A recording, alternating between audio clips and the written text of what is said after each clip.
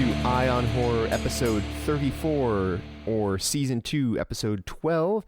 I'm your host, James J. Edwards, and with me yet again, as always, is your other host, Jacob Davidson. How you doing, Jacob?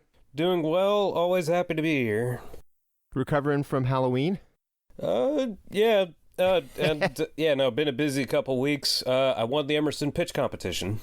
Oh, yeah, Awesome. yeah, I saw that. Now, does this mean that your thing is going to get made, or what does this mean? Maybe. Like, I'm trying to work out some meetings, but I won a good prize. I got like a gift certificate to the WGA and the latest version of Final Draft.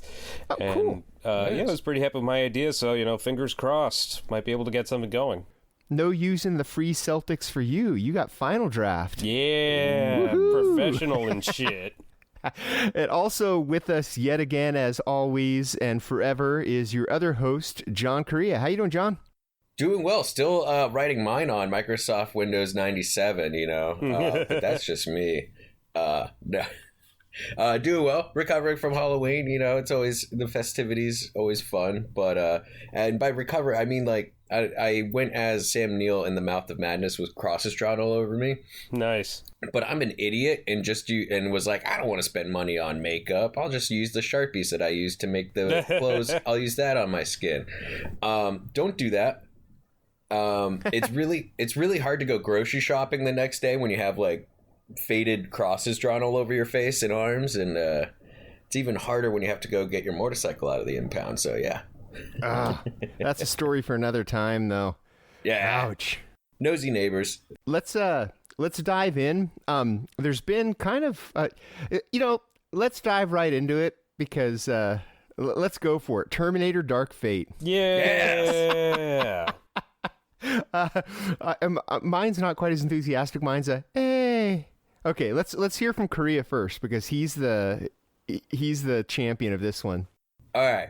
First of all, I get it. I get some of the hate towards this movie. I get it. It's same plot as usual, or plot points, but I really enjoyed, but that's the series, oh no, gotta send a Terminator back in time to stop, and then we stop the Terminator. Sometimes they send back something, sometimes it's a Terminator, sometimes it's a human. This movie did a really good job of, like, on the surface combining it. It's like, oh, previously there was a liquid Terminator and then there was an unstoppable Terminator, let's make them one. Oh, they sent back a Terminator to stop the evil Terminator, and they sent back a human, let's combine them. There's a lot of... I love the augmented human. Yeah, that was probably my favorite part. Yeah, dude, Mackenzie Davis was awesome. Yeah. But ultimately, that's what really worked for me, was that this film was not only a continuation straight up from 1 and 2. What they did was they combined a lot of 1 and 2 because you kind of have to. I mean, Sarah Connor stopped the apocalypse in T2. Spoiler alerts, by the way. She saved 3 billion people, and she likes to remind people that, because that's a huge accomplishment. Fuck, dude, that's a lot of people. But that's the thing when you're talking about space-time, and we'll get more into the space-time continuum, all that bullshit with pop culture a little bit later. But when you mess with it, oftentimes in the mythology and within like the theories and everything, time tries to correct itself, and that's kind of more so what this film is all about. It isn't, everything's eventual. You stop something, time's going to correct itself by creating new versions of something. And I think while it's not the most original plot or idea, what they did was they basically said, all right, we're going to do that, but within that, we're going to explore these characters more. We're going to come up with some really great action sequences, and we're going to do some like really cool stuff within there. And especially with how they explored who Sarah Connor is, what Sarah Connor has become, or who she's become, and really address a lot of the issues I've had with what they've done with their character. Because I mean, they really do a good job of addressing how not only how she feels about her most importance is that she just births and raised this person. Like, there's definitely a point where she says something, you take the look on her face, and she's just like, that's all I am. All I am is a womb, and that's my only importance. No matter how badass she is, no matter what she does, that was always her thing. So her stopping Judgment Day brought her past that. That's a key point to the other characters, is all I am is a womb, because basically, like you said, it basically takes Terminator 1 and 2 and kind of mashes them up.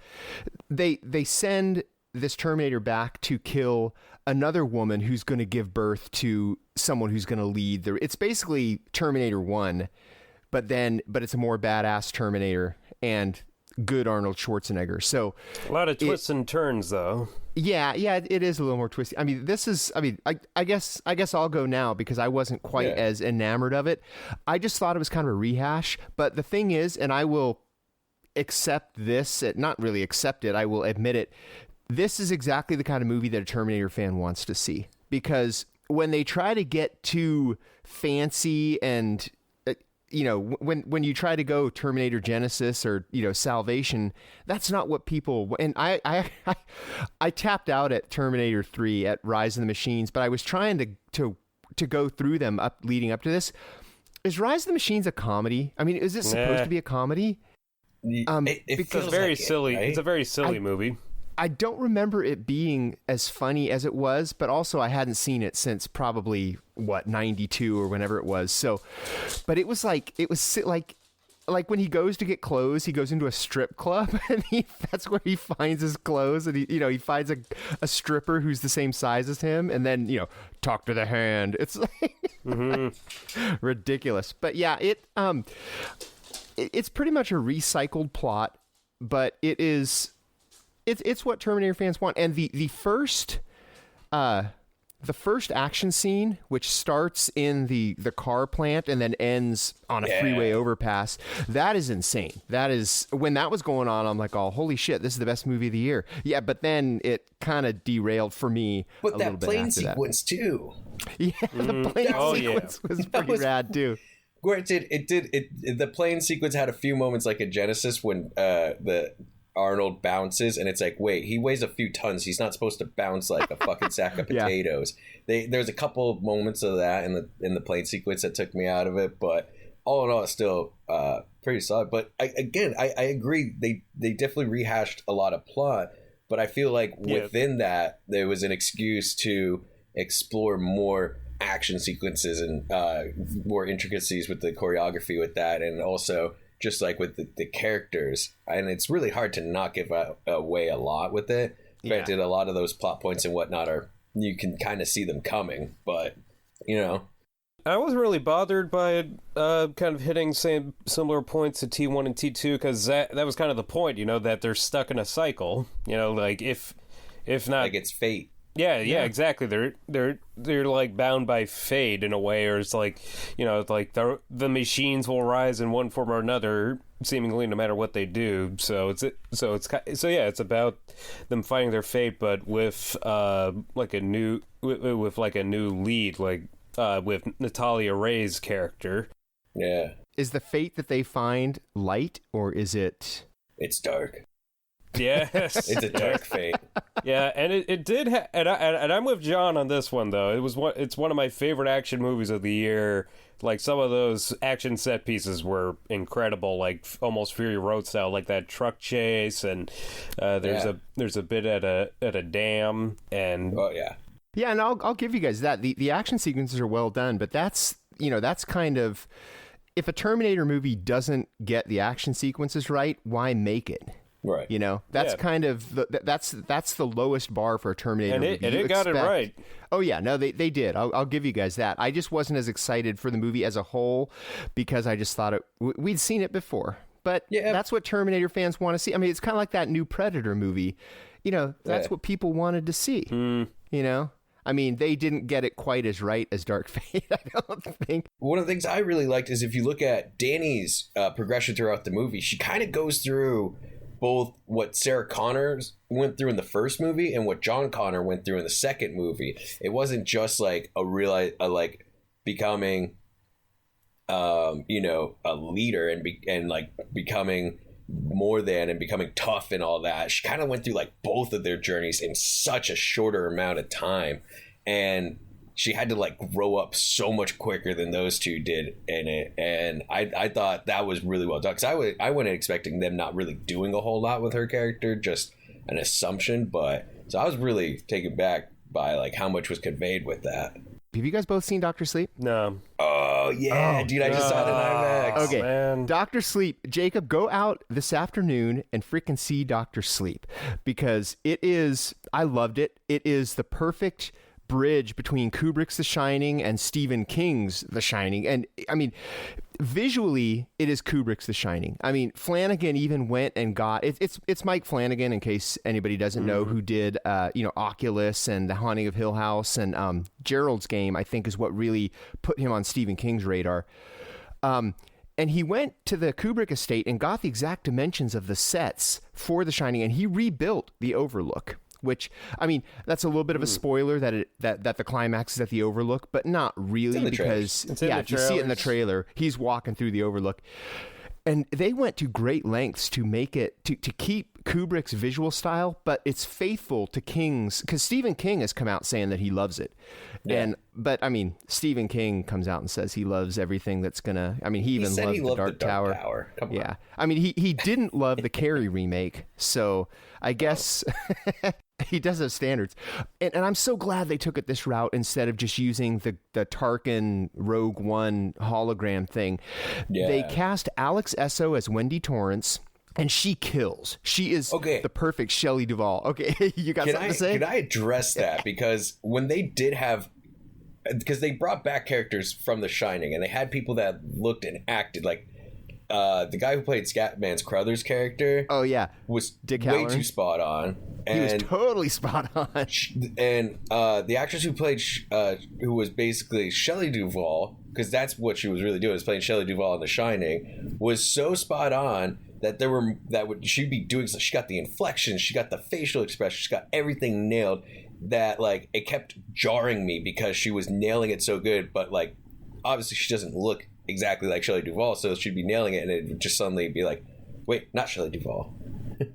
Yeah, she looks close enough. And then they got a kid in flashbacks that looks kind of like Danny Lloyd. Not exact, but, close enough once they get the hairdo on him. And, another minor spoiler, the specter of Jack Torrance shows up, and that's probably the weakest of them. It's played by Elliot from E.T., by Henry Thomas. Oh, really? Yeah. You can't really recognize him because they have the Torrance hair on him.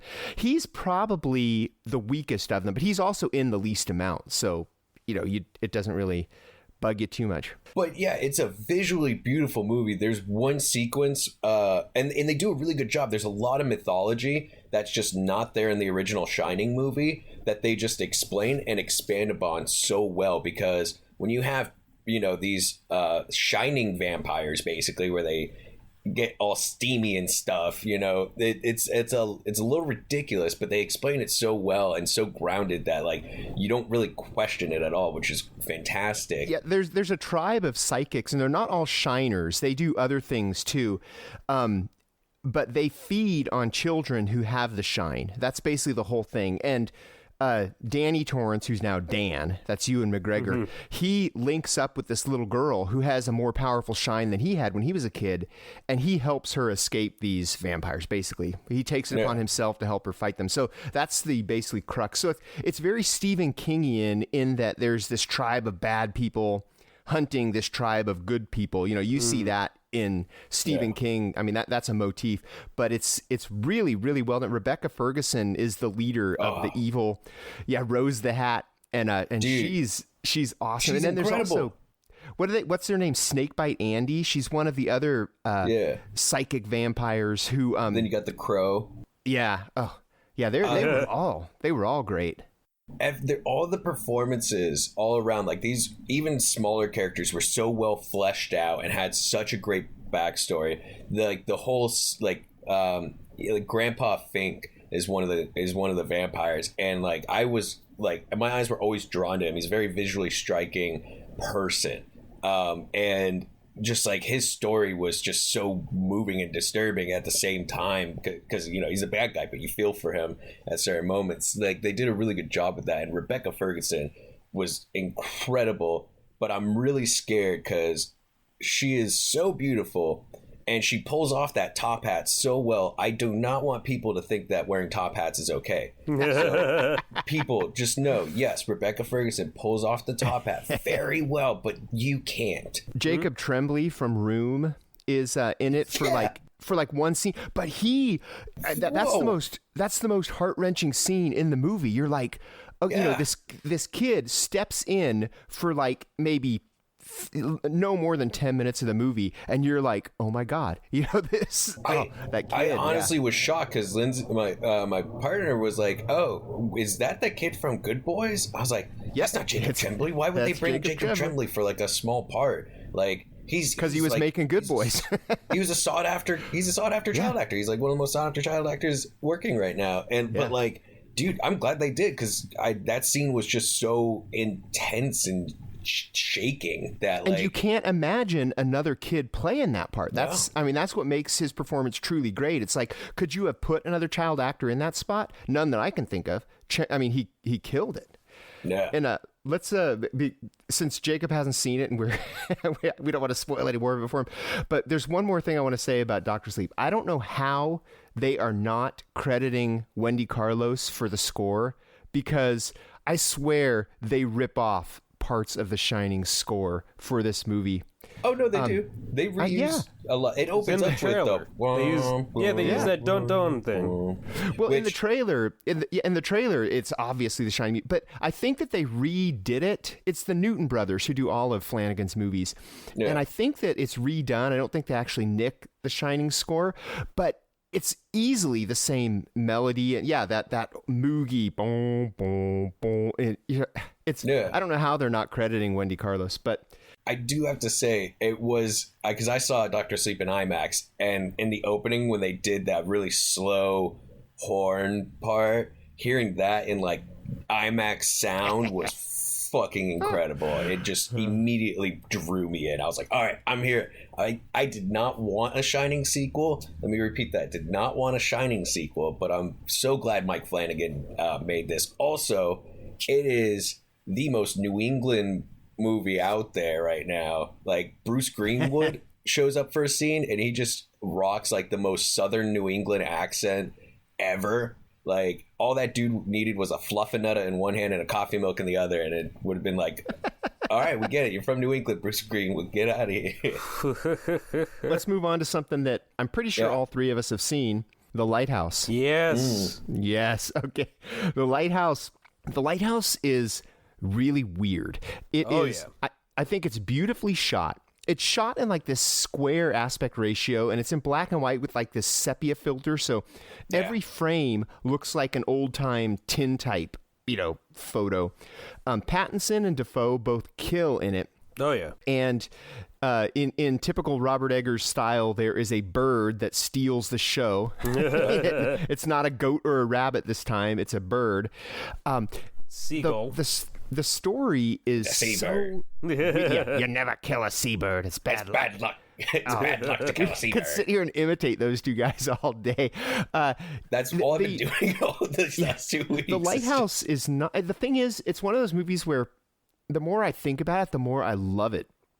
Because at first I was like, okay, I recognize all the technical aspects, the sound, the score, the production design. But I was like, as a plot, there's just it's not much to it. It's just really weird. But the more I think about it, I'm like, you know what? How else could you have done that? And people were complaining at my screen. My screening was a press only, and a lot of the press are older people, and they were like, oh, you couldn't see anything. It's like, well, that's because these guys are in, they're trapped in a lighthouse during a storm, and all they have is this oil lamp.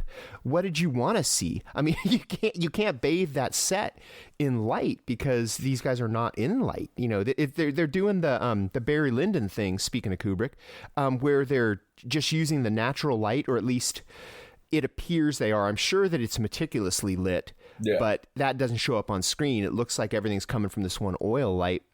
But yeah, The Lighthouse is, you have to see it. It's weird because to say that you have to see it on a big screen sounds weird because it's got this lo-fi look, but you have to see it on a big screen. You really do. And like, it's so claustrophobic, because that's the thing too. Even just shooting it in a 4x4, square type aspect ratio, and having it on a big screen with that makes it feel that much more claustrophobic, because there's all this extra space on the screen that just on isn't the sides being used. Yeah.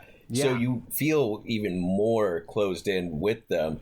And overall, like, I thought the story, how everything played out, it was very like, it's like a Lovecraft story, but without all the cosmic aspects taken out of it. So it's just two weird guys that were just going insane with each other and spilling their beans. Spill your beans. What do you think of me, lobster? Yeah, it is also one of the funniest movies of the year, but it just has a psychological element to it. Like, a friend of mine compared it to that Australian movie Wake and Fright with Donald Pleasance, and I could see that. A lot less animals killed in this one, though. Yeah, yeah.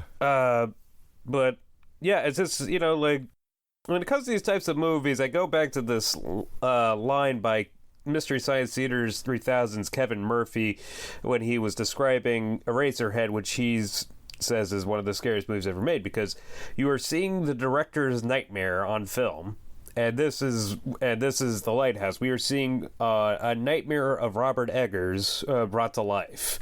Yeah, and yeah, just because, like, it just, things go insane.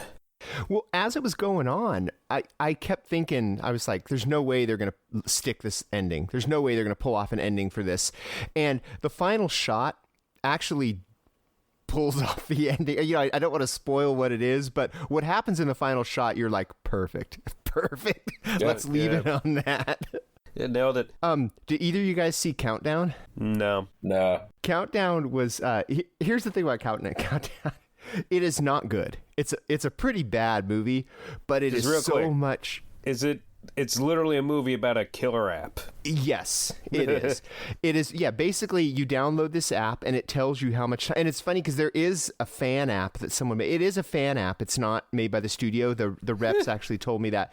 But it has a clock. But it turns out everybody's clock is the same because we all downloaded it and we're comparing it. And we're like, okay, the world is going to end in like 6 months because all of us have the same clock.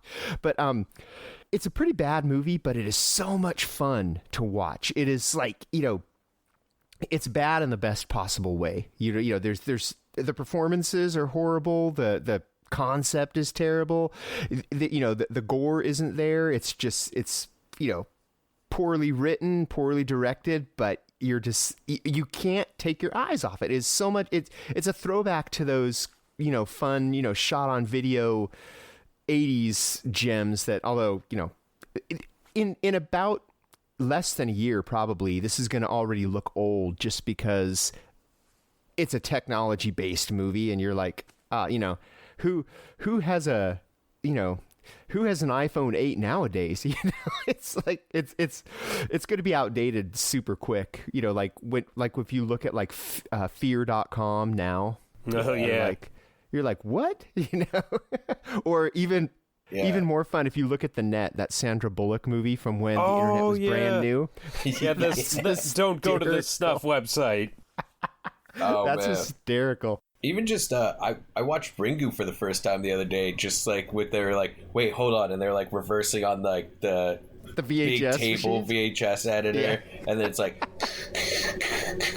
and like I'm like, oh, you're ruining the tape. That's how you stretch it out, and like, but like I'm sure there's a whole generation where they'd be like, what the fuck is that? Like, what's that tape? They can't just stream it on YouTube. Yeah. Let's move on to our subgenre. What do we got? Well, I figured since we were so stoked on Terminator, we'd talk about killer robot movies. Killer robots, okay. Killer robots. You mean like the greatest Italian ripoff film ever created? Shit. Robo-War. Oh. If you guys out there don't know Robo-War, you don't know how much Predator could have been bad. Because that's all that movie is. It's just Predator made for way cheaper by Italians, and let me tell you something. It's quite the movie. It's Predator but with a robot, but the robot is just a dude with a motorcycle helmet on and a few things attached to it. But it is so much fun. The dialogue is insane.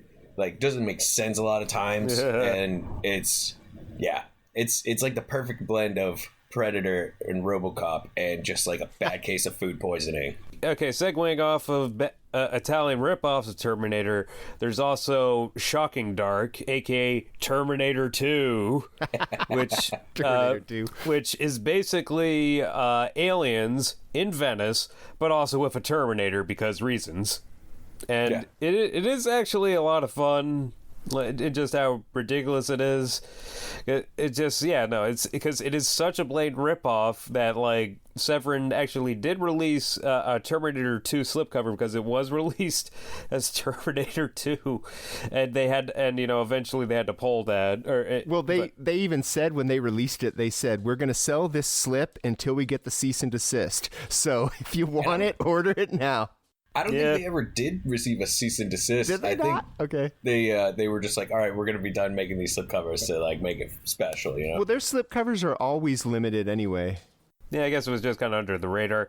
But it is funny though when you watch it because it's Terminator and aliens in one, but with like gooey Venice aliens. They just basically ripped off the plot of Aliens and then says like, oh shit, that dude's a robot, but also he's a Terminator robot sent back in time to kill this person on this mission while killing the aliens. Because why not? Yeah. Speaking of insane, I think my favorite killer robot movie is hot on the heels of A Nightmare on Elm Street, Wes Craven's Deadly Friend. Oh yes. Is it Christy Swanson that he turns into a robot? It's this nerdy guy builds this robot that I think the robot gets destroyed and then he's shot by Ma Fratelli. Yeah, and then his best friend, who's this hot girl, because all nerdy dudes have hot girl best friends in the 80s. She gets killed, so he, rebuilds both of them into this robot that looks like the hot girl, but she is a deadly friend. Well, actually, he puts the computer chip from his robot BB into her brain, so it kind of turns her into a zombie cyborg. Yeah, he reanimates her, but she's definitely a robot, though. She's because she's like super. This has the infamous scene that you probably have seen a million times, but not know where it's from. Where, she decapitates a woman with a basketball. Yeah, just blows her head up Scanner style with a basketball. Yeah, I saw it at the New Bev last month, and it's such a zany ass movie because in the first half of the movie, the robot is kind of friendly and like a goofy mascot sidekick, kind of like something out of Star Wars, and it's like Johnny Five kind of thing. And it just keeps on saying BB, BB. Well, that's his name, BB. Yeah, those are always the killer robots I liked. Were the ones that were human looking, like Ash from Alien. Oh yeah. Because it was such a reveal that he was that he was an artificial human.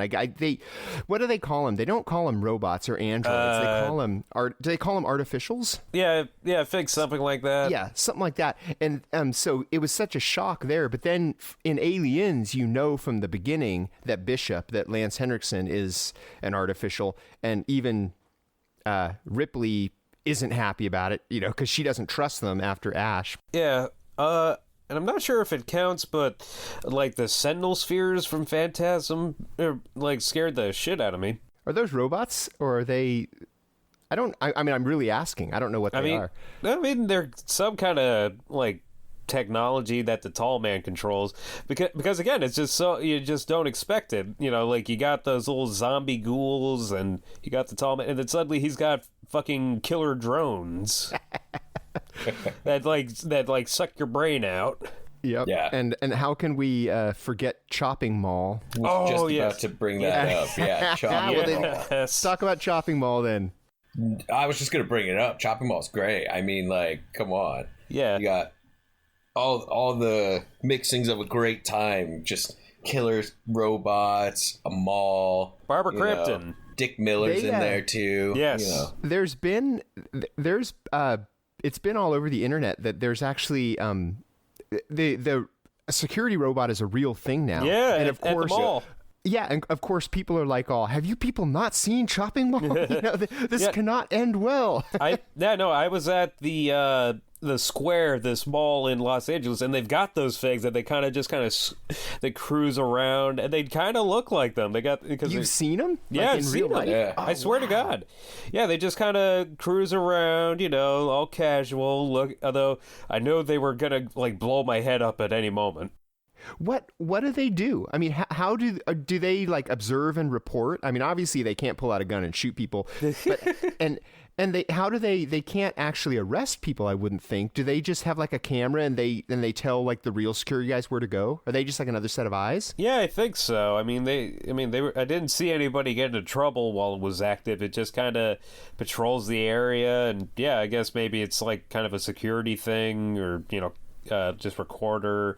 But yeah, I wouldn't be surprised if it's got like one of those lightning guns. Well, they probably have a guy in a room, of screens looking at what all of these things are seeing, and if he sees trouble, he can dispatch. So it's probably more like basically like a roaming security camera system, I would guess. I don't know. I don't think that they're going to electrocute people. At least I hope not. Yeah, you just start cattle prodding people left and right. Yeah, that have a nice day. What other killer robots do we got, or do we want to move on? Well, obviously, the ultimates would be Terminator. Yeah, yeah. I mean, like the original Terminator movie. Like the sequel is more sci-fi action, but that original one, Arnold was like a killer robot slasher. Yeah, I mean, it was Halloween, right? Yeah, he was, and it was awesome. But it's also a great segue into our main topic, talking about the killer Terminators. Yeah. Right, James? Yeah, I was gonna say, well, haven't we talked enough and are going to talk enough about Terminator? But yeah, let's segue into it. What's our main topic, Korea? Well, secretly, the whole episode is Terminator. Let's be honest. Dun, dun, dun, dun, dun. Dun, sorry, dun, guys, dun, dun, dun. but your boy want to get on a soapbox and talk about Dark Fate. But no, our main topic this week is we're going to be discussing time travel and horror, specifically in horror films, because time travel is kind of its own subgenre. It's kind of its own thing, but it's not used that often in horror films. But then when you think about it more, it's used a lot. I mean, yeah, there's a lot of instances, and it's gonna be interesting because you guys are eventually gonna force me to have to talk about Happy Death Day. But yeah, well, that's the Happy Death Day. I think the first one, not the second one. It's more of the more traditional horror that use it, because most of the time these movies that go into time travel wind up being more on the science fiction side. Like, I mean, Terminator is a great example. People think of that more as a science fiction action movie, but you're right. That first Terminator is basically a slasher movie. Yeah. I mean, and that first Terminator doesn't give a fuck who he kills. He's got his target, and anybody that gets in the way is just fodder. Yeah. Including Dick Miller again. Yeah. And Bill Paxton. Yes, your clothes, give them to me. Moment of silence for both Bill Paxton and Dick Miller. R.I.P. Okay, now we can move on. Okay, but like the sci-fi movies that like, I think the most creative use of time travel that I've seen, and I know you want to talk about Dark Fate, but I'm going to get on my. I've been waiting to gush about the butterfly effect. That one is the most creative use, and the thing is, the first time I saw it, I knew nothing about it, and it kind of goes through these events of this kid's childhood, and you're thinking, okay, why is it just dropping the needle through this kid's life? And then once it starts rolling, you realize why it's dropping the needle, because this is where he goes back to. And it's like you were talking about, when you go back in time and you change something, it changes everything. And that's what the butterfly effect is. A butterfly flaps its wing and it causes a monsoon across the world. So, he goes back and he'll change one tiny little thing, like standing up to a bully or something. And then everybody, not just him, but all of, his mother, all of his friends, their lives are completely changed. And then you get to see that part of his life. And then you see the screwed up thing from that part of his life. So then you're like, so he's like, I'm going to fix this. That's also one of those films that, because of like one aspect, like with that Ashton Kutcher, is that it wasn't taken a whole lot serious. No. Right. Ever, because everyone's like, oh, is he going to use it to find his card? Yeah. You know? Well, he had a rep. Well, he still does, but he had a reputation as being Kelso. Right. And I think he surprised a lot of people with the butterfly effect. And he still surprises people. He, and he was Steve Jobs in one of those Steve Jobs movies, So, I mean, the guy can act, but he also kind of continues to Kelso it up at times, too. So, you know. If it pays the bills, it pays the bills. Yeah, he hasn't quite shaken the Kelso stigma. What about Looper? Oh, that's a good one. Looper's kind of it's kind of like Terminator, where they send people back in time, but the thing is, they send the future person get killed by the past person. Yeah, what it is you have these mafia hitmen who they send people back in time, and these hitmen will assassinate them right when they get there. They know the time and place, and when their time is up, they send the future them back, and they kill them, and they have money with them, so they know, okay, I'm retired, but they also know that they're going to live out, I think it's 30 years, so they know when, how much more time they have to live before they get sent back, and it's a loop, basically. Yeah. But of course, the loop is broken in Looper because Bruce Willis, who is the future version of Joseph Gordon-Levitt, gets away, and he has to close the loop, so he's tracking his future self all over the place. Which, it's also just probably Bruce Willis' best performance in a really long time. Well, I was going to say Pulp Fiction is, and Death Wish? Oh, don't get me wrong. Wait, Death Wish? Get the fuck out of here. I would have accepted Die Hard with a Vengeance over Death Wish, because he was awesome in that. Die Hard with a Vengeance, I will die on that hill as probably the best Die Hard sequel. What about Glass? I haven't seen it. I know you keep trying to get me to watch those movies. Especially that one. Watch him for James McAvoy, if only him. We all know. Yep. Yeah. You all know about my man crush on James McAvoy. Yeah. Hey, and Ewan McGregor's mind. That's why Dr. Sleep was so easy to fall into. You just look into his baby blues and you just fall. And Nicolas Cage is Jacobs. Those are our man crushes. For those of you keeping track. The Holy Trinity. But going back to time travel and horror, you're right. It's mostly sci-fi that it is, and a lot of those sci-fi movies that we discussed, I think Terminator is a horror film. And again, it's a genre. It's more. You're going to classify it more as sci-fi, but there's so much horror elements to it that it works on that. But there are some horror films. I think, Jacob, you recently got the Amityville box set. I did. Where the movie is literally called It's About Time. 1992. Right? Yeah?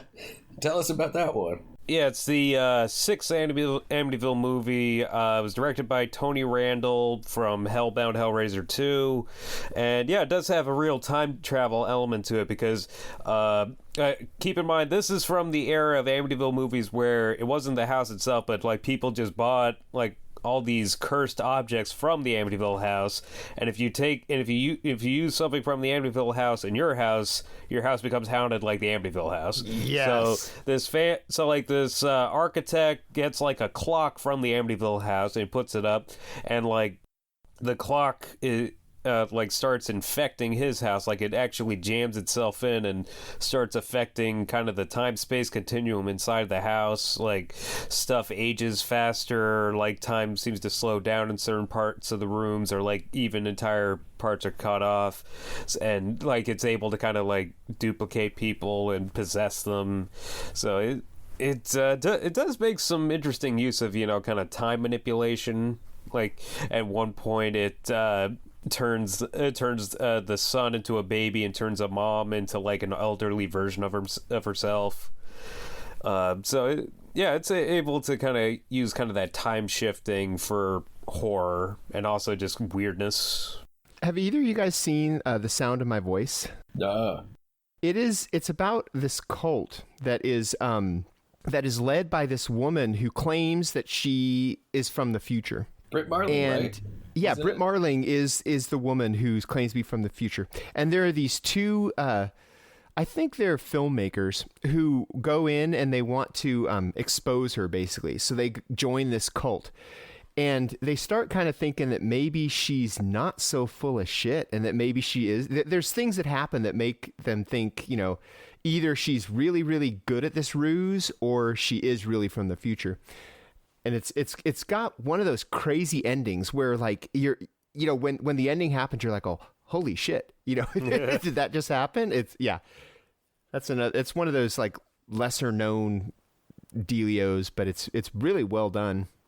And it's not really, no one's, dying and getting, I mean, there's like a cult, but no, it's not like, they didn't send an assassin back in time. That kind of like these last two examples bring up a point with me, at least, because when I know I propositioned this topic, but I was trying to think like for the last few days of like horror movies that utilize time travel as like a plot device or what have you, that aren't doing the Groundhog Day thing or doing the sending someone back in time as an assassin. So it's weird that I'm coming out of this wanting to see an Amityville sequel. Like it is a good one. It is a lot of fun, and with Denise Richards and Dick Miller. Dick Miller's in that one too. Jeez, yeah, this is the Dick Miller show.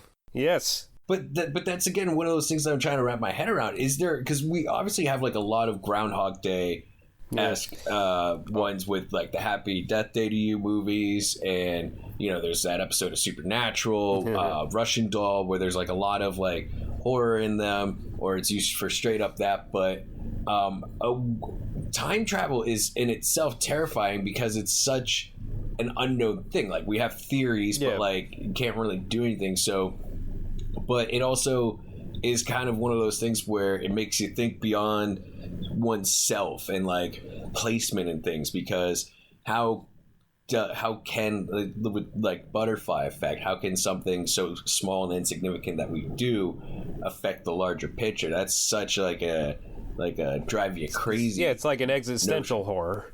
Yeah, exactly. But in terms of the existential horror time travel, I think it's probably best exemplified in Donnie Darko. Oh, yeah.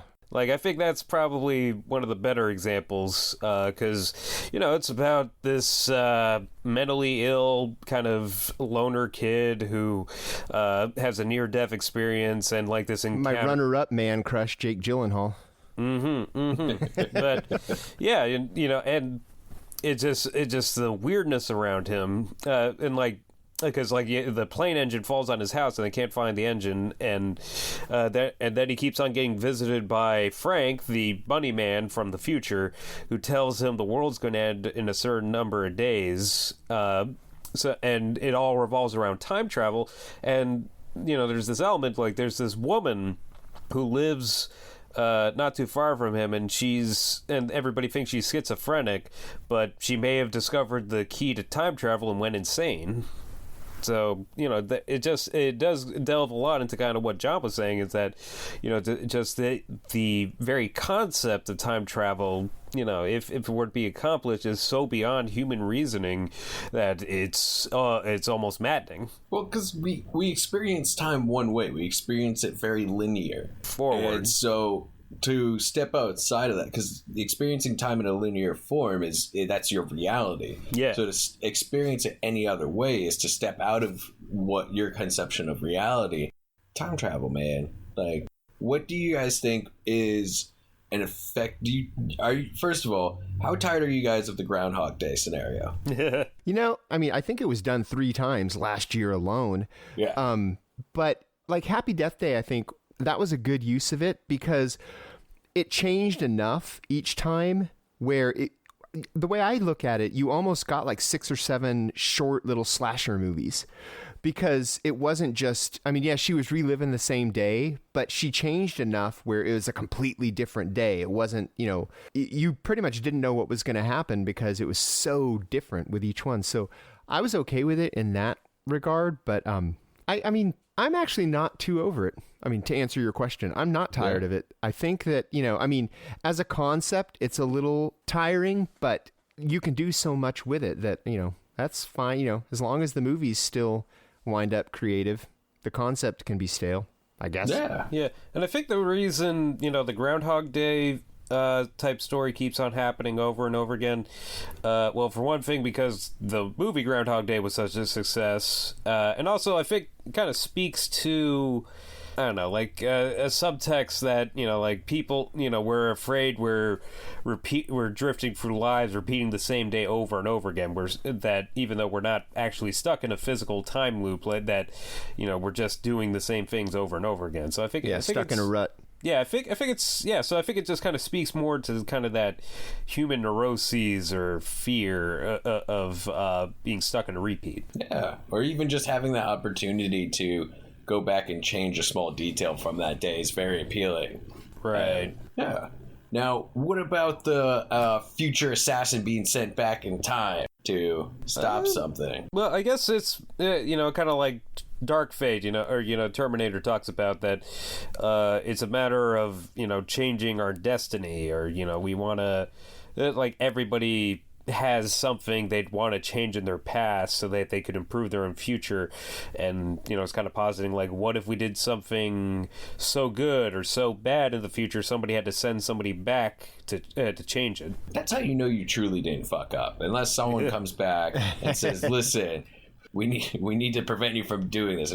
If you're about to do something stupid and no one stops you from the future, is it really that bad? But the thing is, if somebody comes back and kills you, you know, like they say they're from the future, that means that you're destined for great things. So if you can get away from that person, either that or you're destined for evil things, depending on the alignment of the assassin. And also your own moral fortitude, I guess. But also think about, like, people always, you know, make the joke that, you know, sending someone back in time to kill baby Hitler. Like, if that were to happen, somebody would figure out time travel, go back and think of how different the world would be if there never was a Hitler. And now you get into the moral and philosophical ethics of time travel, because, you know, it's like there's so much you could change about the past, but then you'd end up with something completely different or potentially worse, no matter how good it seems an idea at the time. Like that Treehouse of Horror episode where Homer goes back and he accidentally hits something and everything's different, and then finally he goes back and he's just punching stuff and destroying stuff. Don't change anything. I'll change whatever I damn well feel like. They actually address that in the Marvel Comics, because they send what has become of Frank Castle, where he's the combination of the Punisher, Silver Surfer, and Ghost Rider. He's the cosmic Ghost Rider. It's a weird timeline. It's a weird storyline, but he goes back in time to kill baby Thanos and then realizes, oh, I can change him, and inadvertently ends up teaching him how to murder and everything. But then they address it in Endgame. Oh, yeah. When they send the team back to the past. Yeah, they send the team back to collect the Infinity Stones before Thanos gets them. So, and even that one, it's weird because they go back in time and they interact with their past selves, you know, so... Yeah. You have there's the cap on cap fight. Yeah, and they do kind of, and they also bring up you know, another theory about time travel, string theory. You know, that if you change the past, you're not changing the future. You're just creating an alternate timeline. So you couldn't even really change the future if you wanted to. Which that's just another theory about it, is you're not changing the future. You're creating an alternate reality, and then you exist twice. You know, there are two Caps, there are two Gamoras, there are two Thanoses. Right. You know? And that's why oftentimes with those, like, and they address that in Dark Fate, where they show that even though they stopped, you know, Judgment Day, still there was another Terminator that was sent from a time that no longer exists to do its mission. So they were still, even though Skynet no longer exists, Skynets were still being sent. Skynet Terminators were still being sent back because that was already in motion. And also just in terms of horror and time travel, there was a bit of that in the last couple of Phantasm movies, and I feel like they handled it in a pretty interesting way, because it was like Phantasm 4 and Phantasm 5 have elements of time travel, because, you know, in 4 you got Mike, like, kind of on his own and going crazy, and he's going through these different Tall Man space gates, and he meets Tall Man in the past, back when he was just a normal human mortician named Jebediah Morningside, and he's wondering should he kill the Tall Man while he was still human, and would that change the future, or would that just, you know, like, mess things up or create an alternate timeline? And then you got Reggie in the 5th one, who's going in the past, the present, and the future, and he's going crazy because he thinks he might just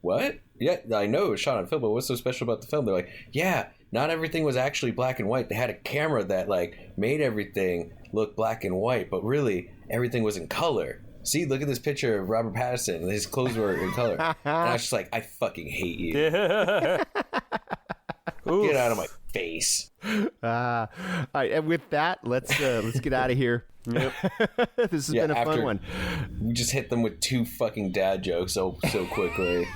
Yeah, Jesus. All right. Our music, as always, is Restless Spirit, so go rock with them. And our artwork, as always, is Chris Fisher, so go and check him out. Where can we find you guys on the Twitters? Jacob? You can find me at Jacob Davison _. That is at JACOBDAVISON _.